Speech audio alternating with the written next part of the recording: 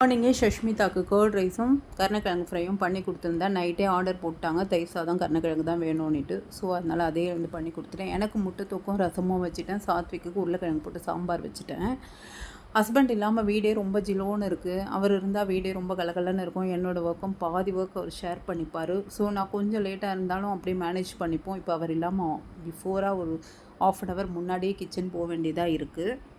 இப்போ பார்த்தீங்கன்னா யூடியூப்பில் ஷஷ்மிதா வந்து ஒரு பாட்டு ரொம்ப வைப் பண்ணி கேட்டுட்ருக்கான். அந்த சாங் கேட்கறதுக்கு ரொம்ப நல்லா தான் இருக்குது. நானும் கொஞ்சம் வைப் பண்ணிட்டு தான் இருந்தேன்.